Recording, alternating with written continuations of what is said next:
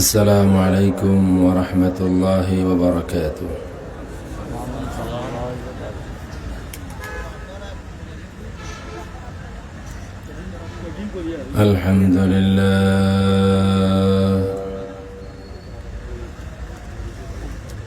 الحمد لله بنعمته تتم الصالحات، وبفضله تتنزل الخيرات والبركات، وبتوفيقه تتحقق المقاصد والغايات، والصلاة والسلام على حبيبه سيد الكائنات وعلى آله وصحبه أهل الفضل والعنايات، ورضي الله عن أئمتنا ومشايخنا مصابيح العلم والهدايات، وأشهد أن لا إله إلا الله وحده لا شريك له، رب الأرضين والسماوات، وأشهد أن سيدنا ونبينا وحبيبنا ومولانا محمدا عبده ورسوله، عليه أفضل الصلوات وأتم التسليمات. أما بعد، فأعوذ بالله من الشيطان الرجيم. بسم الله الرحمن الرحيم. ألم نشرح لك صدرك ووضعنا عنك وزرك الذي أنقض ظهرك، ورفعنا لك ذكرك، فإن مع العسر يسرا، إن مع العسر يسرا، فإذا فرغت فانصب، وإلى ربك فارغب. صدق الله مولانا العظيم. إن الله وملائكته يصلون على النبي، يا أيها الذين آمنوا صلوا عليه وسلموا تسليما. اللهم صل على مولانا محمد وعلى آل سيدنا مولانا محمد. اللهم صل على سيدنا مولانا محمد وعلى آل سيدنا مولانا. الحمد لله সমস্ত প্রশংসা আমার সেই মহান মালিক আল্লাহ রাব্বুল আলামিনের,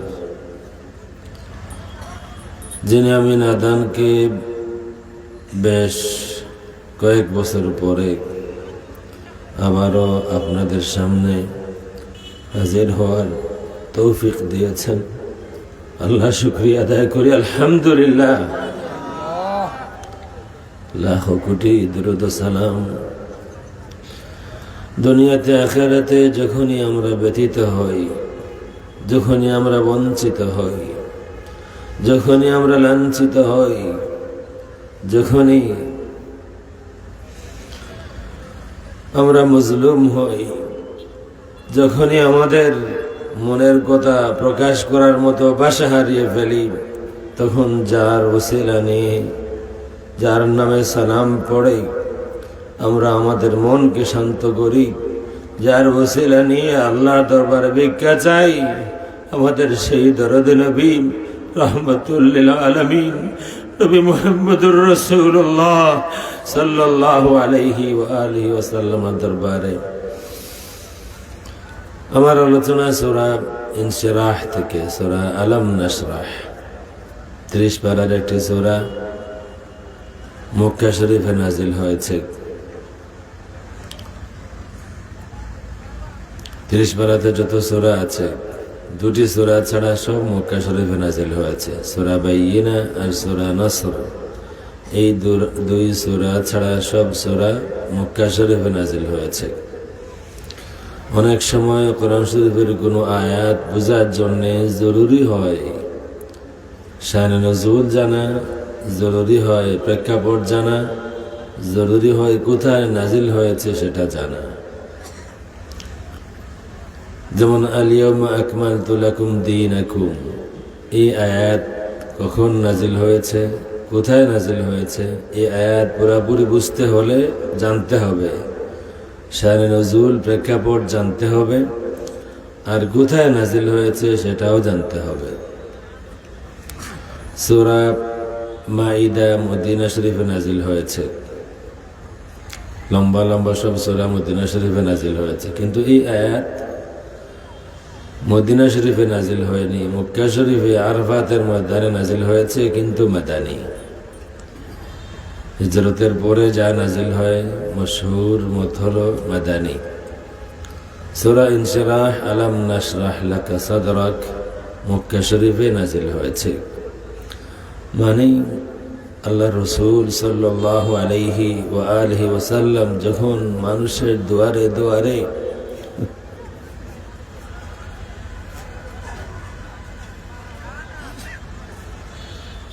কে দোয়া দিল, কে বদুয়া দিল, কে তারিফ করলো, কে আয়েব করলো, কোনো বিবেচনা না করে দ্বীনের দাওয়াত নিয়ে যখন মানুষের দুয়ারে দুয়ারে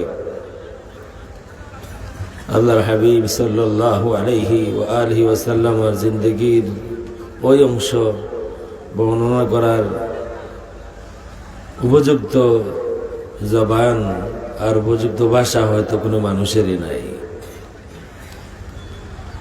এবং এই প্রথম আয়াতে যদি আমরা খেয়াল করি যে আল্লাহ রাব্বুল আলামিন খেতাব করতেছেন তার হাবিব রাহমাতুল লিল আলামিনকে,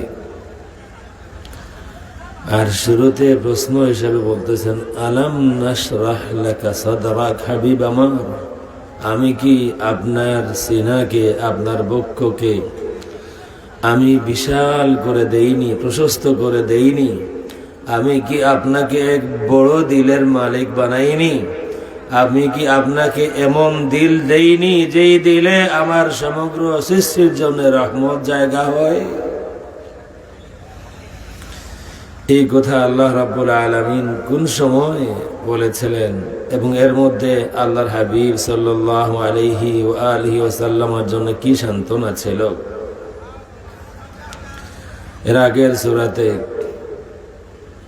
আল্লাহ রাব্বুল আলামিন তার হাবিবের তারিফ করতে করতে শেষ পর্যন্ত বলেছেন ওয়ালা সাউফা ইউতিকা রাব্বুকা ফাতারদা,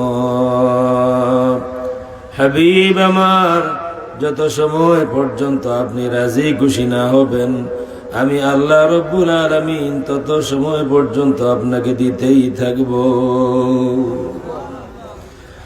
আল্লাহর হাবিব জিবরিল আমিনকে বলেন, জিবরিল সাক্ষী হয়ে যাও, কাল হাসরের কঠিন ময়দানে আমার উম্মতেরা যখন মুসিবতে থাকবে, আমার গুনাহগার উম্মতের শেষ উম্মতকে মাফ না করা পর্যন্ত আমি নবী কোনো সময় সন্তুষ্ট হতে পারবো না। সূরা আলাম নাশরাহ, এই সূরার প্রেক্ষাপট শুরু হয়েছে আগের সূরা থেকে। আল্লাহর হাবিবকে আল্লাহ রাব্বুল আলামিন এই নিশ্চয়তা দিলেন, আমার হাবিব, মকসুদ হচ্ছে আপনার সন্তুষ্টি, মকসুদ আমার সন্তুষ্টি নয়, মকসুদ আপনার সন্তুষ্টি। মকসুদ হলো আপনি সন্তুষ্ট কিনা, আমি সন্তুষ্ট কিনা, এটা প্রশ্ন নয়। হাসরের ময়দান হবে, আমি আল্লাহ রাব্বুল আলামিন জানতে চাইব, হাবিব আমার, আপনি সন্তুষ্ট হয়েছেন কিনা। এই কারণে হাদিস আছে, কোরআন শরীফের কোন আয়াত ইমানদারের অন্তরে সব থেকে বেশি আশা সৃষ্টি করে? কোরআন শরীফের কোন আয়াত ইমানদারের অন্তরে সব থেকে বেশি আশা সৃষ্টি করে? আমরা গুনাহগার মানুষ, আমাদের নিমক হারামের সীমা নাই, তবে এই যে আমরা কিছু আশা করতে পারি, আমাদের মনে কিছু আশার উদয় হয়, আমরা যে মাঝে মধ্যে কিছু স্বপ্ন দেখতে পারি, অথবা স্বপ্ন না দেখলেও দেখবো এই আশায় থাকতে পারি আল্লাহ রাব্বুল আলামিন ইমানদারের জিন্দেগির রূহের শৌক আর যৌক এর মধ্যে রেখেছেন। আমি আশা করতে পারি, আমার আশা করার আছে, আমার আশা করার কিছু আছে, আমার স্বপ্ন দেখার মতো কিছু আছে। প্রশ্ন হলো, কোরআন শরীফের কোন আয়াত তিলাওয়াত করলে ইমানদারের অন্তরে সব থেকে বেশি আশা সৃষ্টি হয়? কেউ বলতে পারেন? আল্লাহ রাব্বুল আলামিনের বাণী, কুল ইয়া ইবাদিয়াল্লাযীনা আসরাফু আলা আনফুসিহিম লা তাকনাতু মির রাহমাতিল্লাহ। হয়তো এই আয়াত ইমানদারের অন্তরে সব থেকে বেশি আশা সৃষ্টি করে। আসলে এই পয়েন্টগুলা বুঝতে হলে মানুষকে বেপানা হতে হয়, বিপন্ন হতে হয়। যত কিছুর বন্ধন আপনার সাথে আছে, দুনিয়ার যত কিছুর আকর্ষণ আপনার সাথে আছে, যত কিছুর দয়ার মায়া আপনার অন্তরে আছে, যদি এমন সময় হয় যে আপনি সব থেকে বঞ্চিত হলেন, সব থেকে বিতাড়িত হলেন, আপনি সব থেকে নিরাশ হলেন, আপনার সব মায়ার মানুষ থেকে আপনি নিরাশ হলেন, দুনিয়াতে আর আশা করার মতো আর কেউ নাই, এই সময়টা হয় মানুষ এই পর্যায়ে কেউ বসলে তার চেহারা আসমানের দিকে হয়, জবানে কোনো ভাষা ফুটে না, জবান বন্ধ থাকে। মানুষ তার দৃষ্টিশক্তি দিয়ে বুঝাইয়া দেয়, আল্লাহ, এই দুনিয়ার যা দেখার দেখা হয়েছে, যা পাওয়ার পাওয়া হয়েছে, যা হারানোর হারিয়েছি, মাবুদ সব দেখা হয়েছে, সব দরদি মানুষের দরদের শেষ সীমানা আমার দেখা হয়েছে, সব কিছু একটা দোয়া ছিল, সব কিছু একটা মরিচিকা ছিল। মাবুদ, আমার জীবনের মূল্যবান সময় আমি নষ্ট করেছি দুনিয়ার মানুষকে সন্তুষ্ট করার জন্য, দুনিয়ার মানুষের মন পাওয়ার জন্য, অমুক তমুকের মন পাওয়ার জন্য আমার জীবনের মূল্যবান সময় আমি ব্যয় করেছি। জীবনের সন্ধ্যাবেলায় আমি এক লাঞ্ছিত বঞ্চিত বান্দা তোমার, আমার দুনিয়ার প্রতি আর কোনো আশা বাকি নাই, শুধু আশা তোমার কাছে আছে। তুমি পারো মাহবুব, আমার সারা জীবনের সবকিছু যদি নাফরমানি হয়, এরপরে শুধু তুমি পারো আমার মতো একজন গুনাহগার নিমক হারামকে তোমার রহমতের ছায়ার নিচে জায়গা দিতে।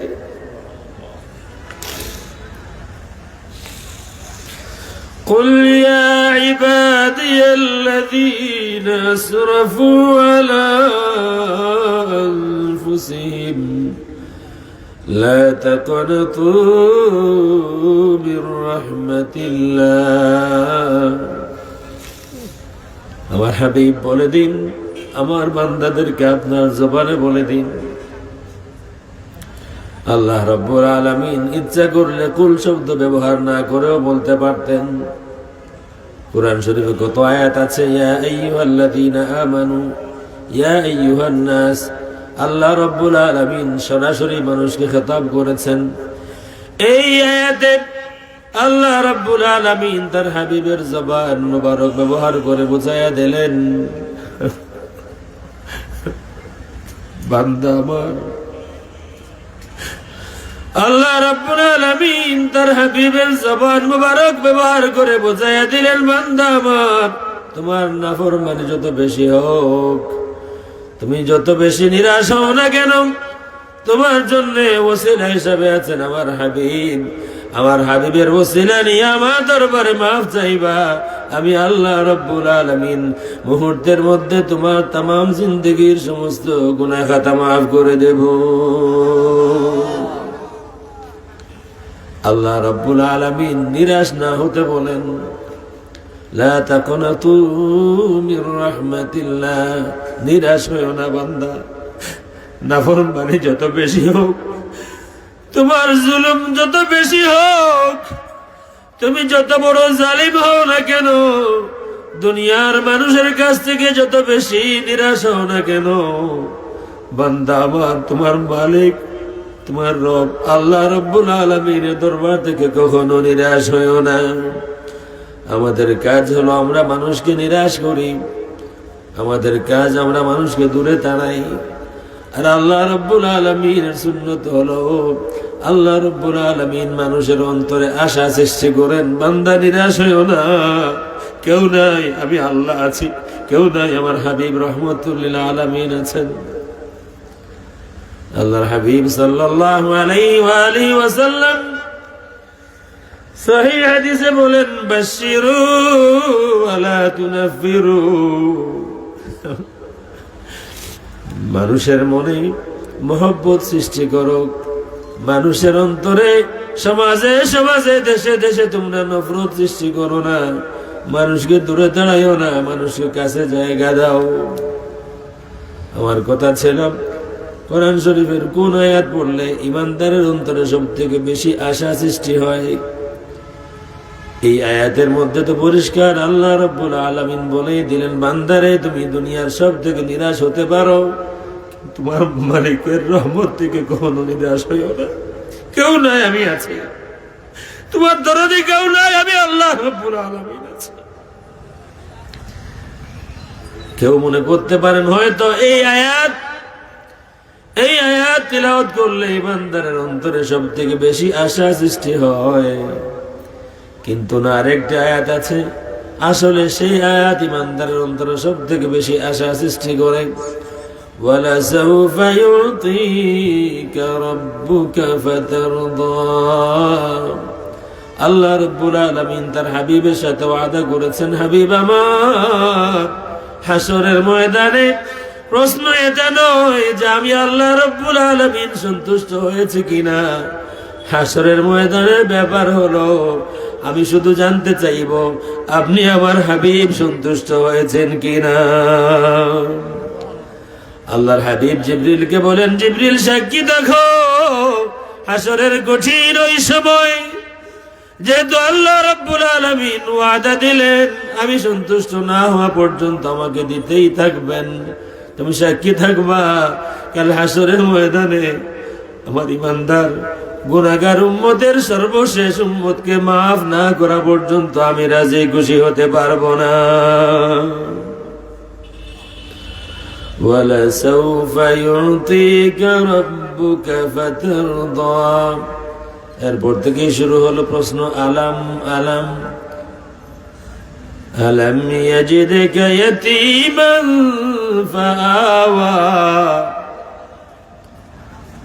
আলাম ইয়াজিদকা দাল্লান ফাহাদা। আল্লাহুম্মা সাল্লি আলা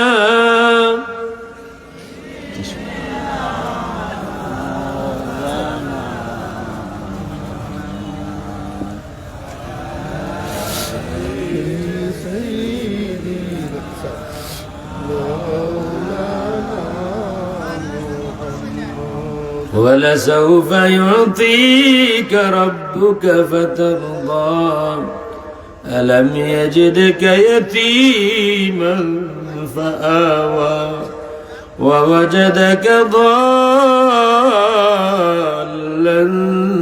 فهدى ووجدك عائلا فأغنى فأما اليتيم فلا تقهر وأما السائل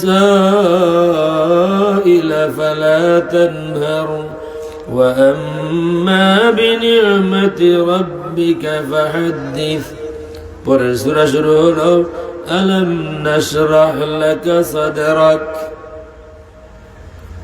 আলাম শুরু হলো আগের সূরা থেকে হাবিব আমার আমি কি আপনাকে ইতিম পাইনি আপনি কি ইতিম ছিলেন না হাবিব আপনি ইতিম ছিলেন বাবা আপনি দুনিয়াতে আসার আগেই বিদায় হয়েছিলেন আপনার মা বয়স আপনার 6 বছর ছিল একেবারে অসহায় অবস্থায় খোলা আকাশের নিচে কারো বাড়িতে নয় আপনার নিজের বাড়িতেও নয় মামার বাড়িতেও নয় কোনো শহরে বন্দরে নয় মরুভূমির মধ্যে অসহায় অবস্থায় আপনার মা আপনাকে জীবনের শেষ দেখা দেখে নিয়ে শেষ বিদায় দিয়ে চলে গিয়েছিলেন হাবিব আমার আপনার জীবনের ওই মুহূর্তে আপনার সঙ্গী কেউ ছিল না আপনার পাশে কেউ ছিল না আমি আল্লাহ রব্বুল আলামিন আপনার বাবার যেই মায়া যে দয়া দেওয়ার প্রয়োজন ছিল আমি আল্লাহ রব্বুল আলামিন আপনার সেই অভাবটাও পূরণ করেছি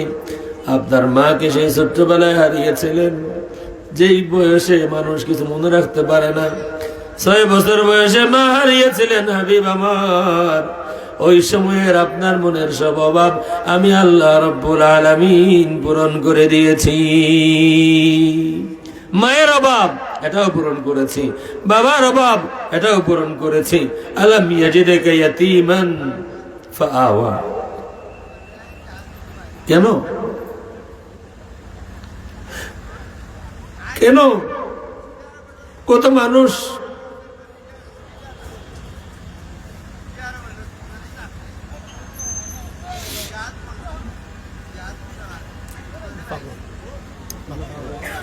اللهم صل على سيدنا مولانا محمد وعلى آل سيدنا مولانا محمد الله رب العالمين কোরআন শরীফ আল্লাহর হাবিবের আইবের কোনো কিতাব নয় কোরআন শরীফ আল্লাহর হাবিবের তারিফের কিতাব কোরআন শরীফে যদি কিছু রাসূল সম্পর্কে কিছু আলোচনা থাকে তাইলে কোনোভাবেই আয়াত থাকবে না শুধুমাত্র তারিফ থাকবে ঠিক না বেঠিক কিছু মানুষ কোরআন পড়ে রাসূলের আইব বাইর করে আছে না নাই কোরআন শরীফ পড়ে পড়ে রাসূলের আইব বাইর করে আসলে কোরআন শরীফ রাসূলের আইবের কিতাব নয় রাসূলের তারিফের কিতাব এই যে আয়াতগুলি এর মধ্যে একটা আয়াত ওয়াজাদাকা দাল্লান ফাহাদা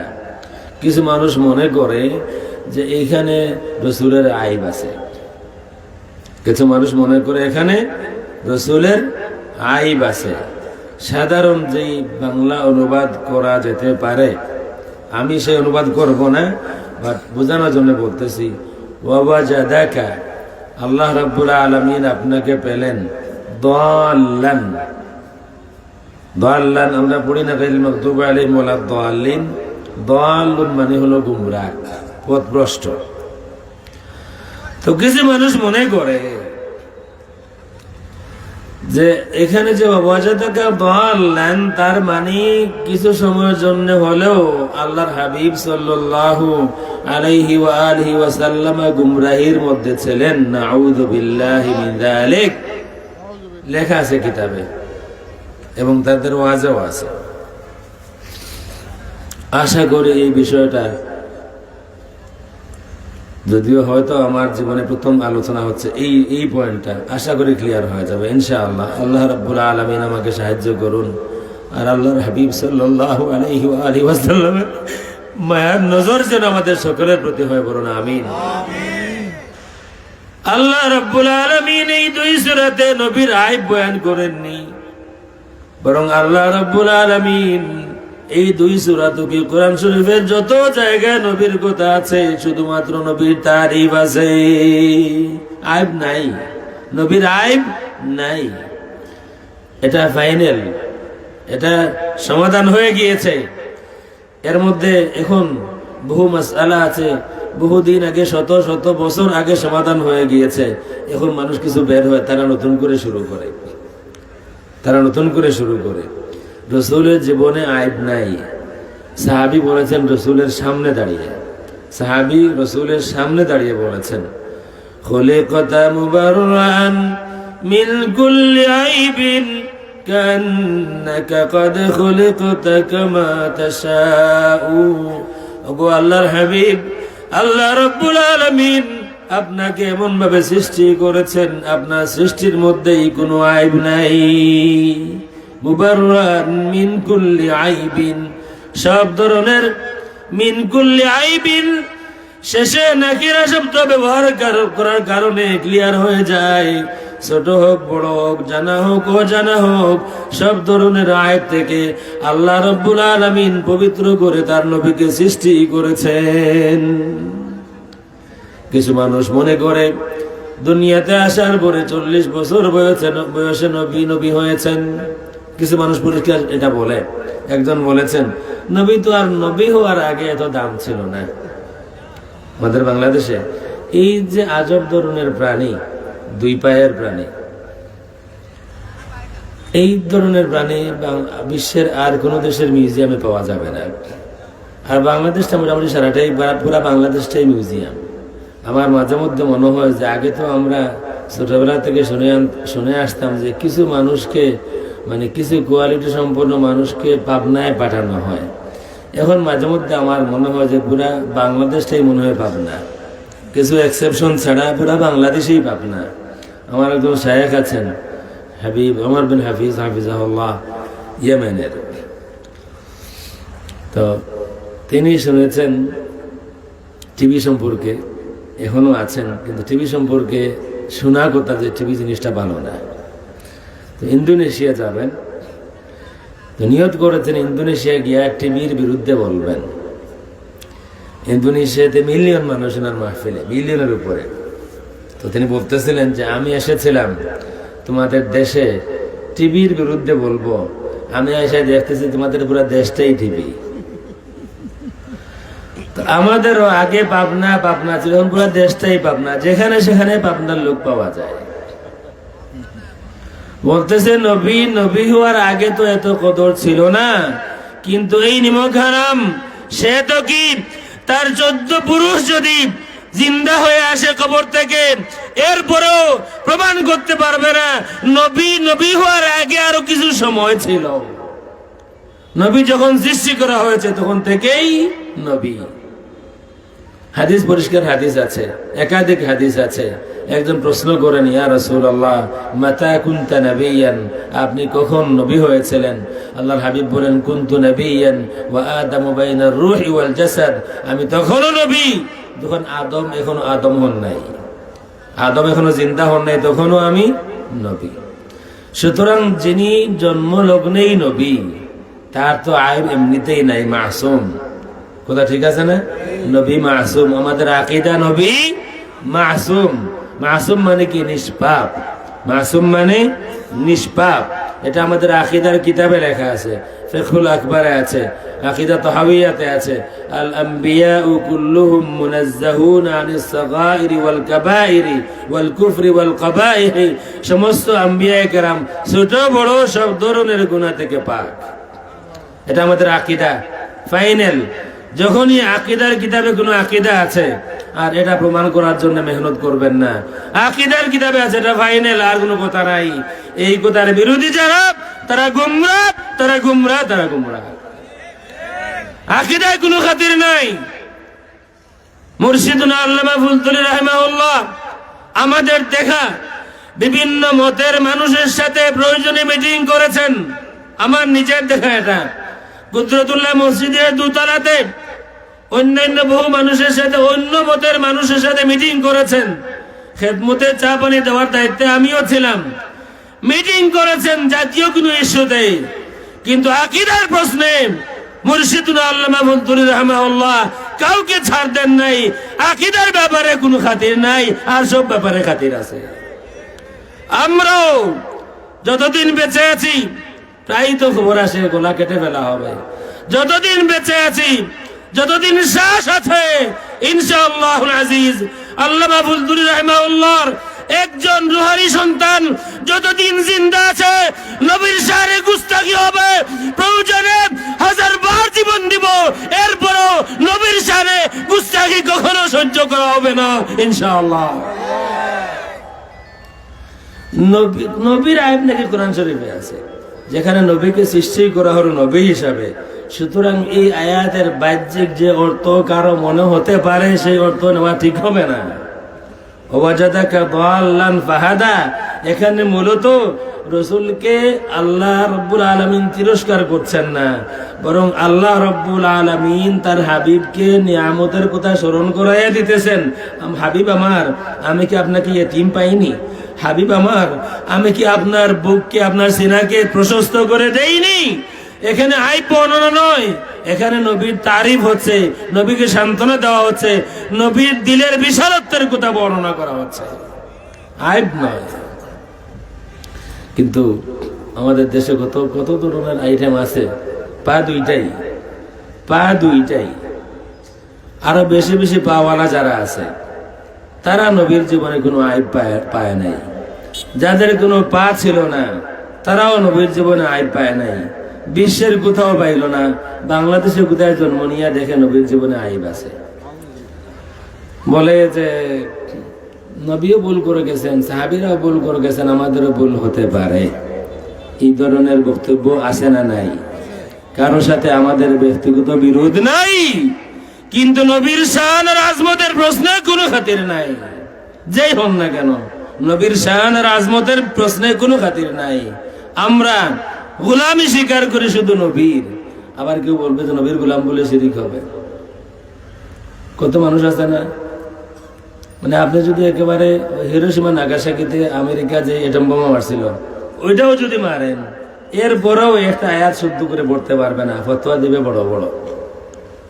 পেশায় ডাক্তার, পশুর ডাক্তার না মানুষের ডাক্তার আমি জানি না, পেশায় ডাক্তার।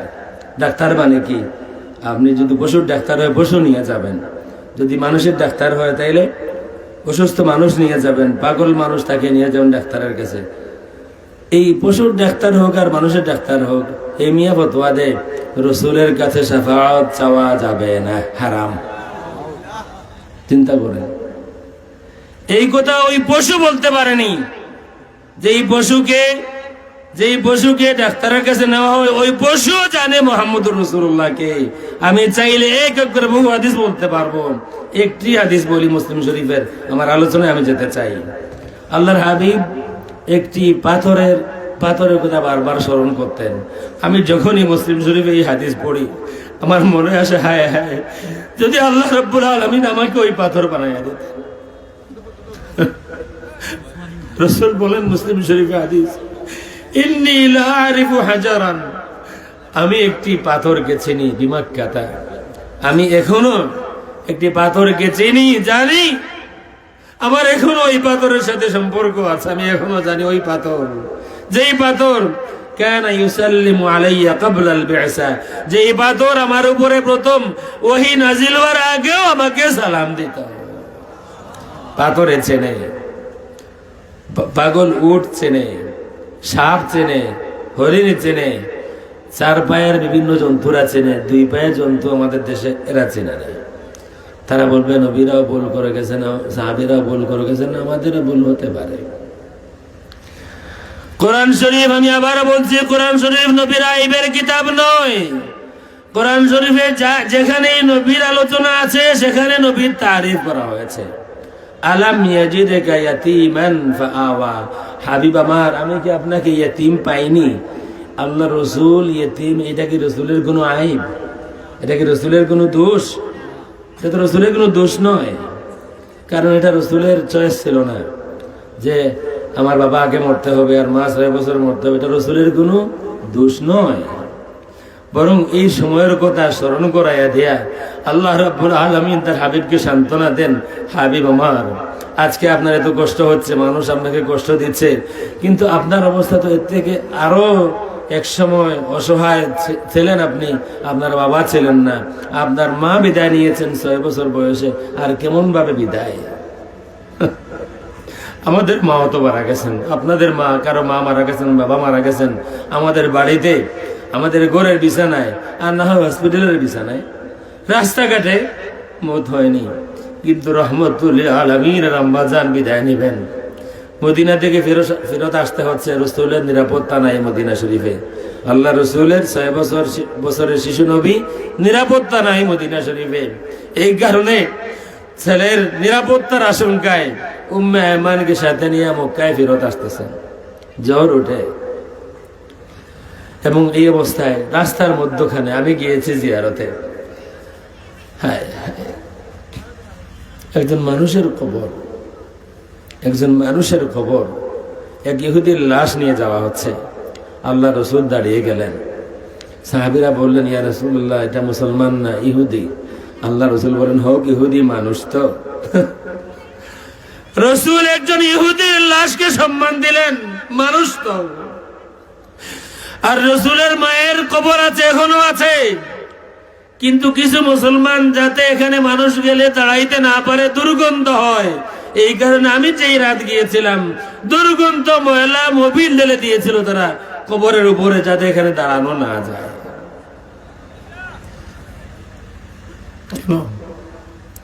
তোমাদের কি দুশমনী রসুলের মায়ের সাথে? তিনি তোমাদের কোন ক্ষতি করেছেন? তোমাদের বিশ্বাসে তিনি ঈমান আনেন নাই, তাইলে তোমরা কি যারা ঈমান আনেন নাই সকলের কবরে মোবিল ডালো? রসুলের মায়ের সাথে কিসের দুশমনী তোমাদের? মুসলিম শরীফের হাদিস, আল্লাহ রাসূল সাল্লাল্লাহু আলাইহি ওয়া আলিহি ওয়াসাল্লাম বলেন, আমি আমার মায়ের কবর জিয়ারতের অনুমতি চাইলাম। হাদিস নাম্বার 976, কিতাবুল জানাইজ। এক সময় ইসলামে কবর জিয়ারত করা নিষিদ্ধ ছিল। প্রথম কবর জিয়ারতের হুকুম আসে আল্লাহর হাবিব সাল্লাল্লাহু আলাইহি ওয়া আলিহি ওয়াসাল্লাম যখন মায়ের কবর জিয়ারতের অনুমতি চাইলেন, আল্লাহ রাব্বুল আলামিন অনুমতি দিলেন। সাহাবী বলেন, আল্লাহ রাসূল আমাদেরকে নিয়ে তার মায়ের কবরের কাছে গেলেন, দীর্ঘ কয়েকশো মাইল ধরে মদিনা থেকে আবওয়া নামক জায়গায়। আল্লাহ রাসূল তার মায়ের কবরের পাশে দাঁড়াইলেন। প্রায় 40 বছর পরে বা আরো বেশি পরে, প্রায় 45-40 বছর পরে মাকে দাফন করে গিয়েছিলেন, আর আসা হয়নি। রাসূল অনুমতি পাই আমাদেরকে সাথে নিয়ে মায়ের কবরের পাশে দাঁড়াইলেন। রাসূলের চোখ বেয়ে পানি ঝরে, এত বেশি কান্না কাঁদলেন। সাহাবী বলেন, ফাবাকা ওয়া আবকা মান হাওলাহু। আল্লাহ রাসূল এত বেশি কাঁদলেন, রাসূলের কান্না দেখে আমরা সাহাবী যারা আশেপাশে দাঁড়ানো ছিলাম কেউ টিকতে পারেনি, কেউ সহ্য করতে পারেনি। সকল মানুষ অজরে রাসূলের সাথে কান্নায় জড়ে পড়েছিল।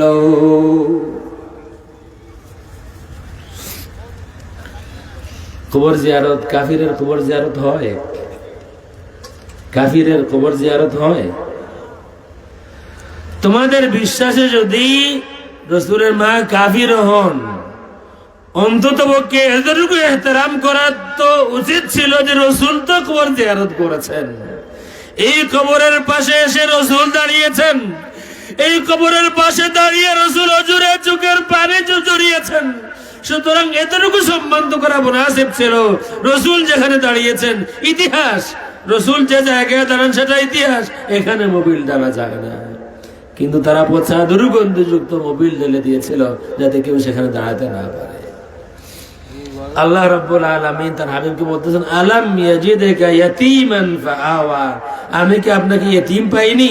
তার মানে আল্লাহ রাব্বুল আলামিন নিয়ামতের কথা স্মরণ করাইয়া দিতেছেন, আপনি ইতিম ছিলেন, আমি কিন্তু আপনার পাশে ছিলাম। শেষ আয়াত, প্রথম আয়াত সূরা আলাম নাশরাহ। আলাম নাশরাহ লাকা সাদরাক, হাবিব আমার, আমি আল্লাহ রাব্বুল আলামিনকে, আপনার সিনাকে, আপনার কলবকে, আপনার বুককে আমি আল্লাহ রাব্বুল আলামিন কি প্রশস্ত করে দেইনি? দিল প্রশস্ত করা মানে কি? আমরা বলি মানুষটা দরিয়া দিল মানুষ, হই না নি? দরিয়া দিল মানুষ মানে বিশাল দিলের মানুষ। এই মানুষের সাথে কেউ যদি অন্যায় আচরণ করে, এর বড় লোকটা মুচকি হাসে। আমরা বড় দিলওয়ালা মানুষ কাকে বলি? যে মানুষের সাথে অন্যায় আচরণ করলেও সে দুর্ব্যবহার করে না, এমন মানুষকে দান দক্ষিণা করার সময় এই হিসাব করে না, এক টাকা না 2 টাকা একবারে খোলা হাতে খোলা মনে সদকা খয়রাত করে। আমরা বলি এই মানুষের দিল খুব বড়, আমরা বলি এই মানুষের দিল বড়। আর রাসূলের বেলায় আমরা বলছি না, আল্লাহ বলছেন, হাবিব আমার, আমি আল্লাহ রাব্বুল আলামিন আপনার দিলকে প্রশস্ত করে দিয়েছি। ওগো আল্লাহ, তোমার হাবিবের দিল কত প্রশস্ত হবে? আল্লাহ তো জবাব দিবেন, আমার রহমত যত প্রশস্ত, আমার হাবিব মুহাম্মদুর রাসূলুল্লাহ সাল্লাল্লাহু আলাইহি ওয়া আলিহি ওয়াসাল্লামের রহমতের দিল তত প্রশস্ত। কেন বললেন এই কথা? হাবিব আমার, আমি কি আপনার দিল প্রশস্ত করে দেইনি? কেন বললেন? রসুলের যে দয়া আর মায়া আর দরদ রসুল পেশ করলেন আল্লাহর সামনে, মানুষের প্রতি তার যে দরদ, যে মায়া উম্মতের প্রতি, এগুলাকে স্বীকৃতি দিয়া আল্লাহ রাব্বুল আলামিন বলছেন, হাবিব আমার, মানুষ আপনাকে এত কষ্ট দিল, কিন্তু এরপরও আপনি সুন্দর ব্যবহার দিলেন। মানুষ আপনার সাথে অন্যায় আচরণ করলো, অসুন্দর আচরণ করলো, আপনি তারপরেও তাদের সাথে সুন্দর আচরণ করলেন। এই যে বিশাল প্রশস্ততা আপনার দিলের, আমি আল্লাহ রাব্বুল আলামিন আপনাকে এটা দিয়েছি। একজন ইহুদি, সে ইহুদি যারা আছে বা খ্রিস্টান যারা আছে, তারা ভালো করেই জানে আমাদের নবী সত্য, নবী শেষ নবী, ভালো করে জানে। কুরআন শরীফের আয়াত, الذين آتيناهم الكتاب يعرفونه كما يعرفون أبناءهم, আমি আল্লাহ রাব্বুল আলামিন যাদেরকে কিতাব দিয়েছি, আহলে কিতাব যারা, তারা আমার নবীকে এত ভালো করে জানে যেমন করে তারা তাদের সন্তানদেরকে জানে। সুতরাং তারা জানে না এই কথা নয়, তারা ভালো করে জানে, মানে না। সমস্যা জানাতে নয়, সমস্যা মানাতে। আমরাও জানি বহু কিছু। আপনারা এখানে যারা আছেন, মাইক দিলে আপনারাও অনেক পারবেন। যদি পশুর ডাক্তার, কি জানি না পশুর না মানুষের, পশুর ডাক্তার যদি বড় বড় ওয়াজ করতে পারে, আপনারা পারবেন না কেন?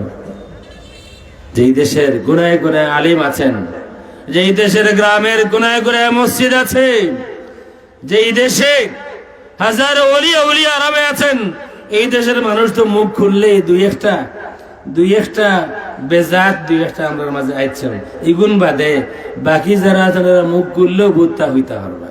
বেজাত আসন না, একটা বেজাত আসন, ওই যে খাটা থাকে বনে জঙ্গলে, একটা খাটা আছে বেজাত, একটা খাটা আছে অত বেজাত নাই, একটা খুব বেজাত।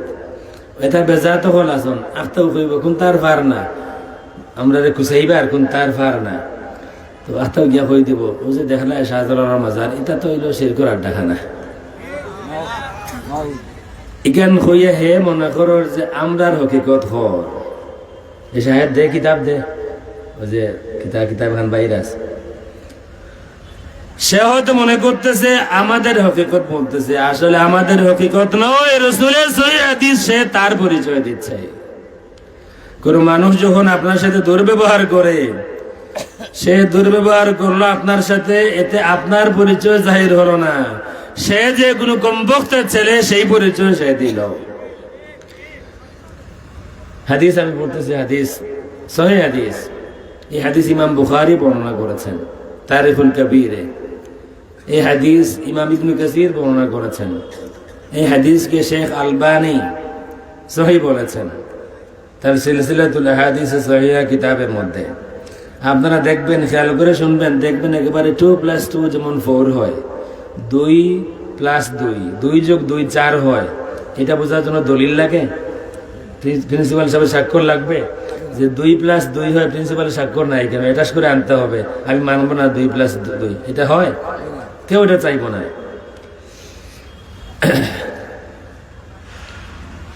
এইভাবে আপনি যদি হাদিসটা বুঝেন একবারে মিলে যাবে। কিছু কথা তাদের আছে শিরকের আড্ডাখানা।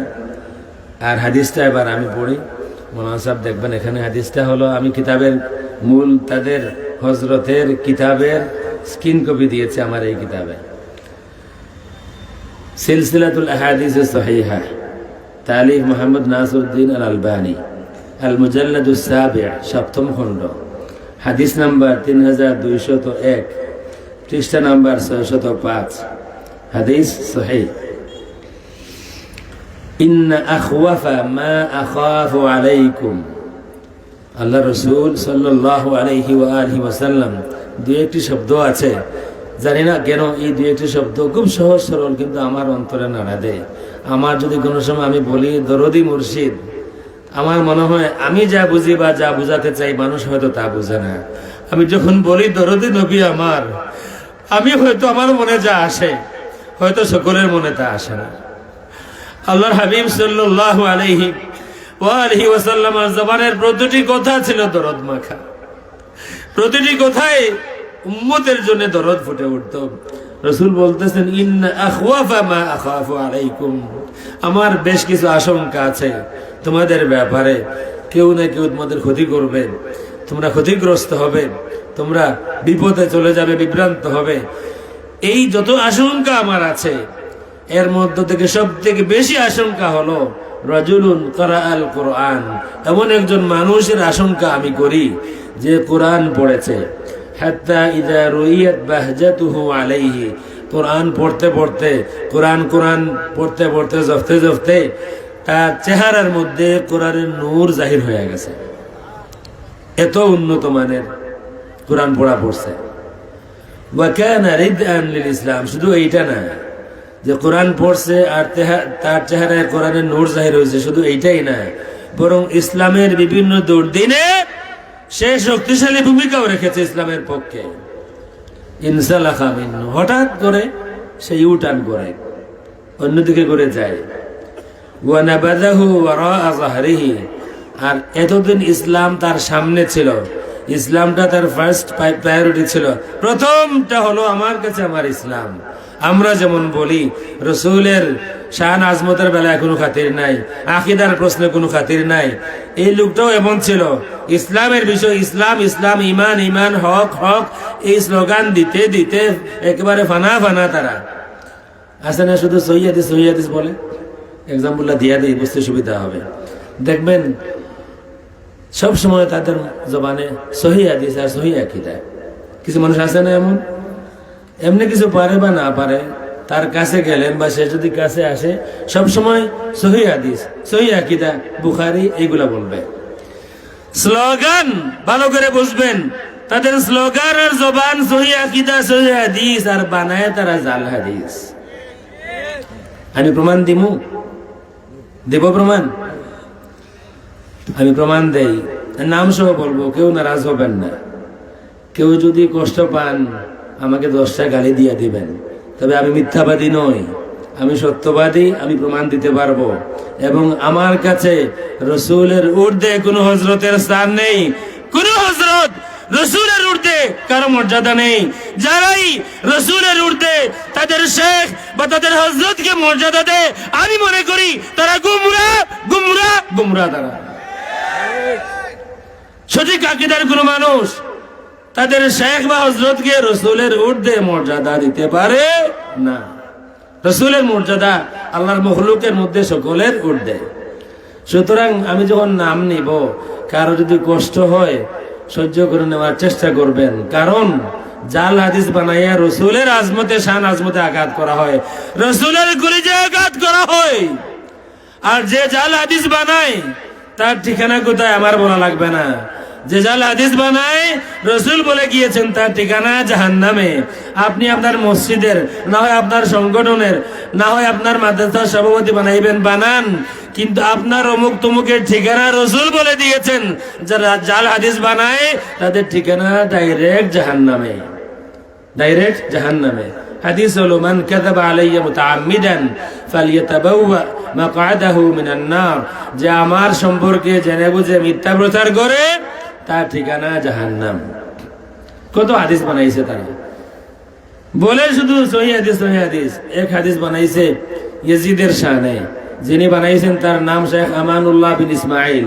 ওনার সাথে আমার ব্যক্তিগত কোনো বিরোধ নাই, উনি বাংলাদেশের মানুষ, এই হিসাবে বাংলাদেশের নাগরিক হিসাবে আমি বাংলাদেশি, তিনিও বাংলাদেশি, আমরা একই দেশের মানুষ। দেশি হিসাবে আমরা, নাগরিক হিসাবে আমরা দুই ভাই। মুসলমান হিসাবে আল্লাহু আলাম, উনি কোন জগতে আছেন আমি জানি না। জাল হাদিস বানাইছেন, অন্তত পক্ষে ওনাকে ভাই বলে আমি জাহান্নামে যেতে রাজি নই। কারণ রসুল বলে গিয়েছেন যে জেনে বুঝে জাল হাদিস বানায় তার ঠিকানা জাহান্নাম। আপনার ইমাম জাহান্নামী ইমাম হতে পারে, আমি কিন্তু কোন জাহান্নামীকে ইমাম মানতে প্রস্তুত নই। হুসাইনের সৈনিক সুন্নি মুসলমান কোন জাহান্নামীকে ইমাম মানতে প্রস্তুত নয়। আমাদের জীবন দিতে হয়, দিব, ইয়াজিদকে ইমাম মানবো না। আমাদের ইমাম ইমাম হুসাইন রাদিয়াল্লাহু তাআলা আনহু। তোমাদের ইমাম ইয়াজিদ হতে পারে, যাও তোমরা তার লগে জাহান্নামে, না আরো সাবায় যাও। জাল হাদিস বানাইছে মানিশ তারাকা ফি গাজওয়াতি কুসতান্তিনিয়া কুল্লুহুম মাগফুর। আমি জেনে বুঝে বলছি, প্রয়োজনে প্রশাসন নিয়ে আসেন, আমি সাইন করে দেব। যদি এই হাদিস কোন মায়ের সন্তান প্রমাণ করতে পারে রসুল বলেছেন, আমি তাদের সালাফি ধর্ম বলেন আর সালাফি মাযহাব বলেন, যেই মুহূর্তে প্রমাণ দিবে কোটি মানুষের সামনে আমি তাদের ধর্ম গ্রহণ করব। মনে করবেন না আমি এটা হুট করে এমনিতেই বলে দিলাম, তন্ন তন্ন করে তালাশ করা হয়েছে।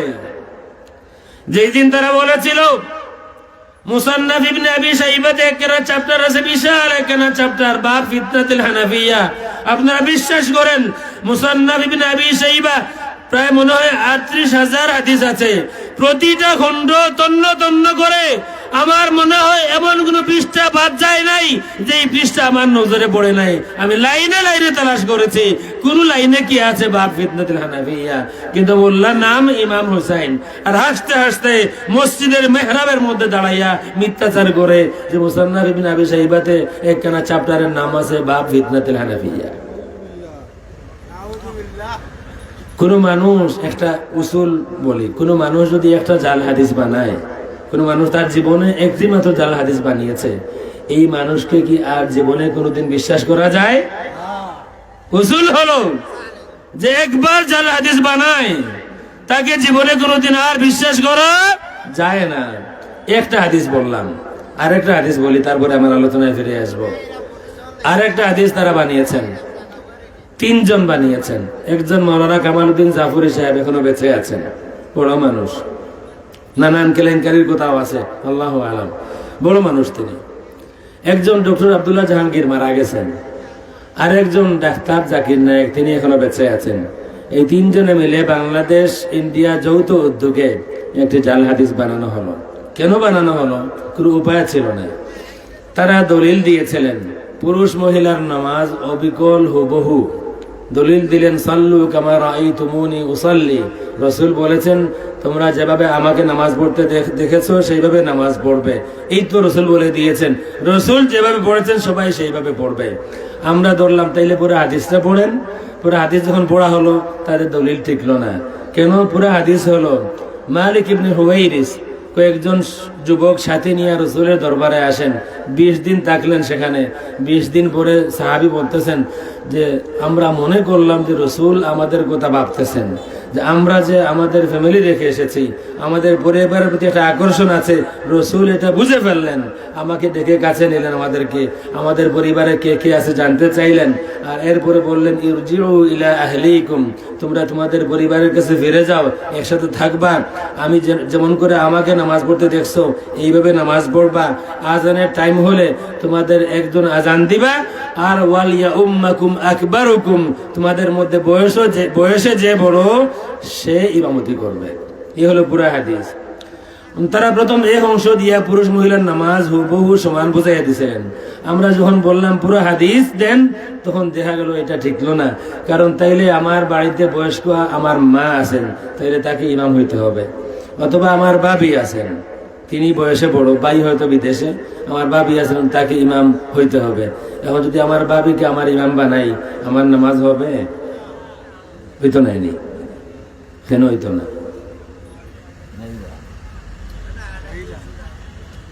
হইতো না। এখানে আমরা বেঠাইন বেটিন তো নামাজ বেটিন তো করে হইতো, তারা কি বইলে হইতে পারে, আমরা হইতো না। এখন আমরা বেঠাইন, আমরা আল্লাহ বেটা বানাই পারাইছেন, তোমরা কিতাব বানাই পারেন আল্লাহ আল্লাহ জানেন। তারা দেখলা যে বুদ্ধি কাবার হইল না, ওই সময় তারা তিনজনে মিলিয়ে একটা জাল হাদিস বানাইলা, জানিয়া বুঝিয়া। তারা মনে করছিল যে আমরা ধরতাম পারতাম না, তারা তিনজনে একটা জাল হাদিস বানাইলা। জাল হাদিস হইল উম্মুদ দারদা ওয়া কানাত উম্মুদ দারদা সাল্লাত সালাতার রাজুল ওয়া কানাত ফাকিহা, বুখারী শরীফে আছে।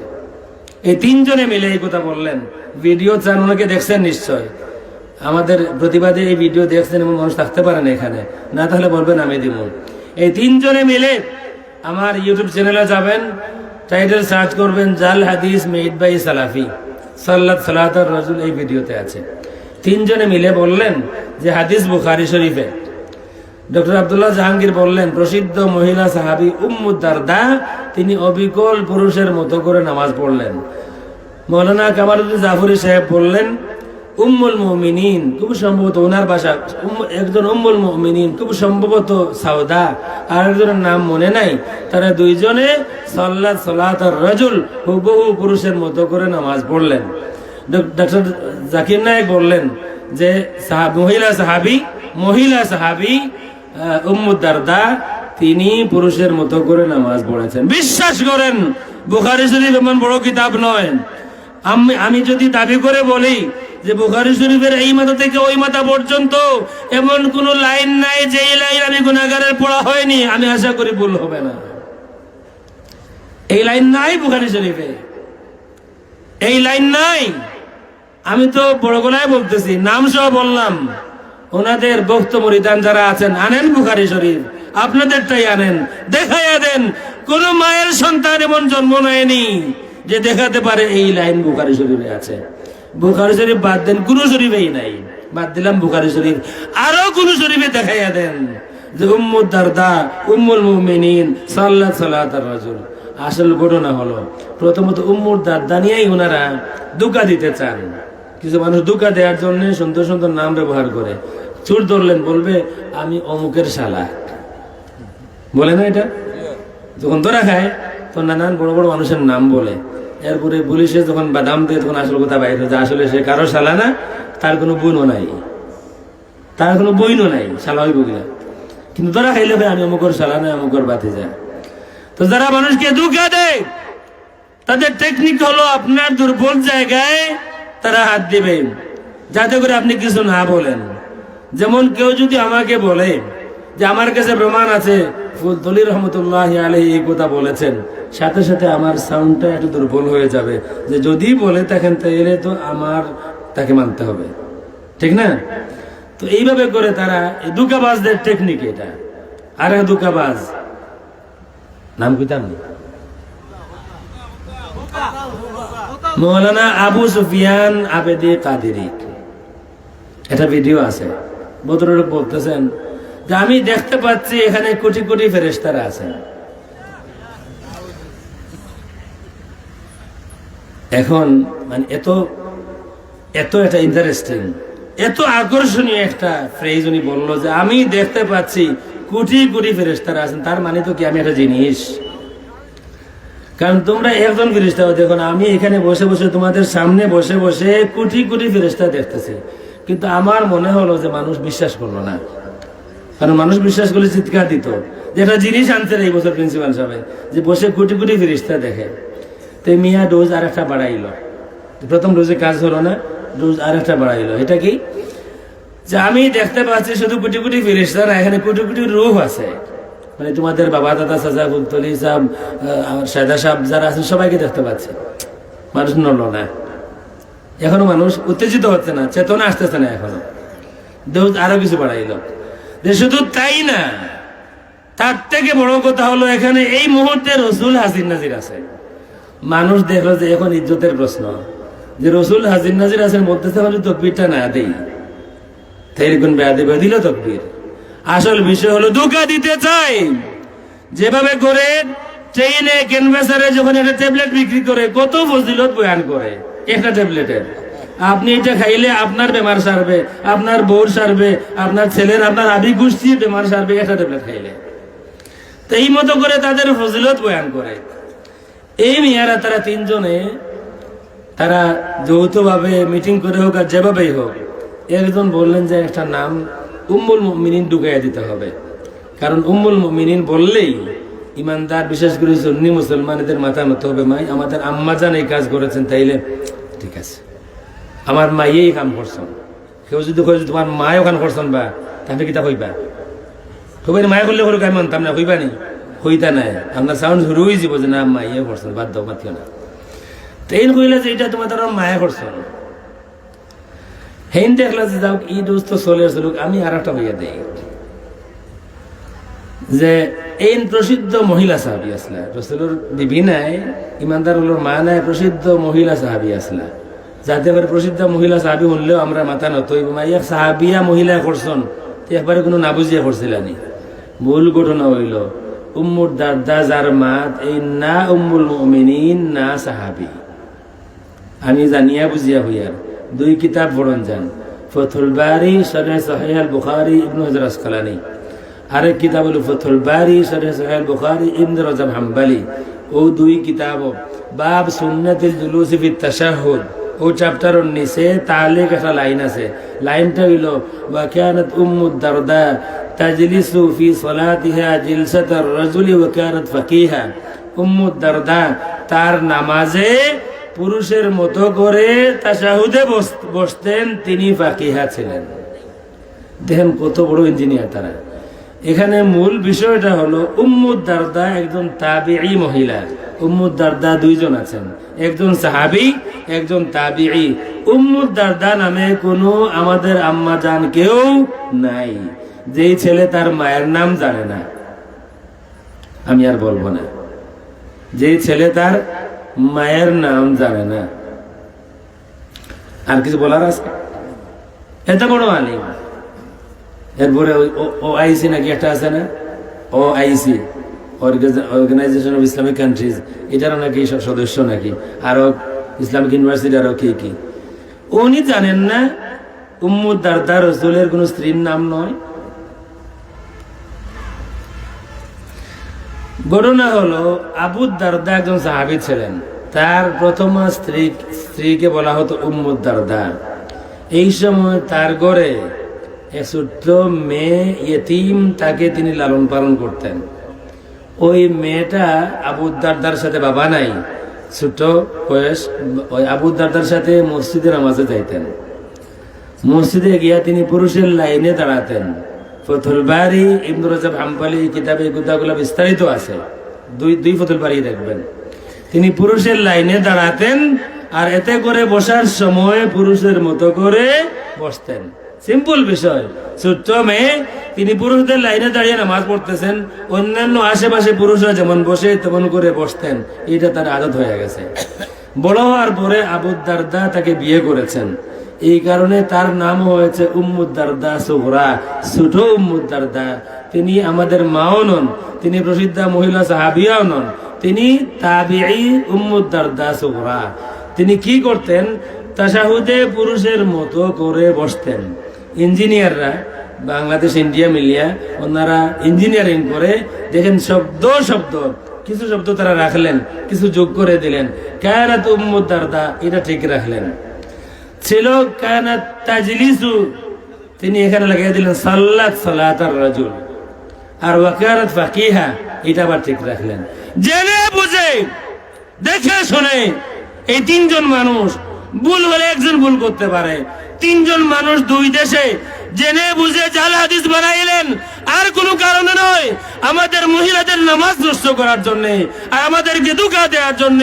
কোন মায়ের সন্তান জন্ম নেয়নি যে বুখারীতে এই হাদিস দেখাইতে পারে ওয়া কানাত উম্মু দারদা সাল্লাত সালাতার রাজুল, এটা নাই।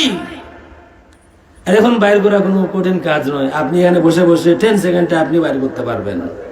আমি একটা অ্যাপের নাম বলি, জামিউল কুতুবুত তিসআ, এইটাতে ডাউনলোড করবেন, আপনি লিখবেন সালাতার রাসূল পাবেন না, আপনি লিখবেন তাজলিস ও জিলসাতার রাসূল পেয়ে যাবেন। আমার কথা ছিল এই হাদিস, রাসূল দরদি কণ্ঠে রাসূলের আশঙ্কার কথা বলতেছেন যে আমি সব থেকে বেশি আশঙ্কা করি ওই একজন পুরুষ মানুষ যে কোরআন পড়বে, তার কোরআন পড়তে পড়তে কোরআন করতে করতে তার চেহারায় নূর জাহির হয়ে যাবে, সে ইসলামের বিভিন্ন দুর্দিনে দুঃসময়ে ইসলামের পক্ষে জিহাদও করবে, সংগ্রাম করবে, কিন্তু হঠাৎ করে সে ইউটার্ন করবে, অন্য পথে চলে যাবে আর ইসলামকে পিছনে রাখবে।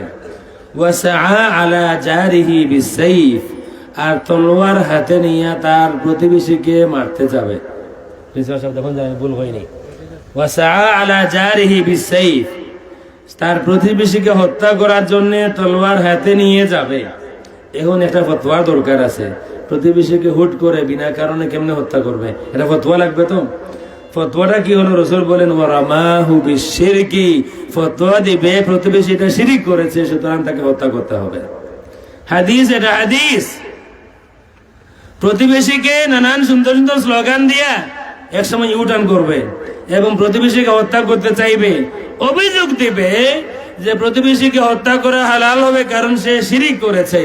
হাদিস এখানেই শেষ নয়, রাবী প্রশ্ন করতেছেন, ইয়া রাসূলুল্লাহ, যে অভিযোগ দিল আর যে অভিযুক্ত কোনজন মুশরিক, কে শিরকের সব থেকে করিব? একজন মারতে গেছে আর একজন নিরপরাধ মানুষ, কোনজন আসলে শিরকের করিব? আর রামি আউল মারমি, যে মারতে গেছে, যে অভিযোগ দিছে সে শিরকের করিব না যাকে মারতে গেছে সে শিরকের করিব? রাসূল বলেন যে অভিযোগ দিছে সে শিরকের করিব। সুতরাং যারা বলে শাহজালালের মাজার শিরকের আড্ডাখানা, আসলে তারা তাদের পরিচয় দেয়, তাদের কেন্দ্রগুলি আসলে শিরকের আড্ডাখানা, শাহজালালের মাজার শিরকের আড্ডাখানা নয়।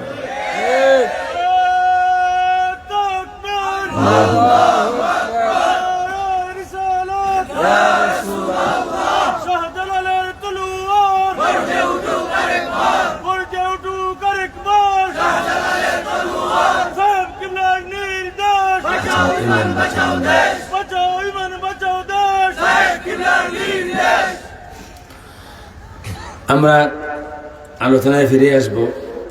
একটা কনফিউশন থাকবে আপনাদের, আমাদেরও থাকতে পারে কারো কারো, যে শাহজালাল রহমতুল্লাহ আলাইহির মাজারে কি শিরক হয় না?